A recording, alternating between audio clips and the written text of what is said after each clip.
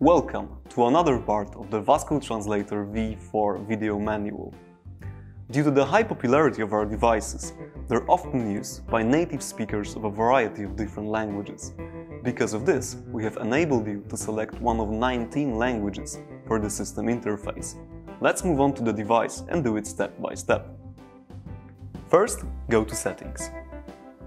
Then, under System, you will find the language setting. Once clicked, select the language you feel comfortable in. Click on it, and then click Save. Your system's language is saved. That's it for this part. You have successfully switched the system language. I invite you to the next parts of our Vasco Translator V4 video manual, where you will learn about other features of the Vasco Translator V4. See ya!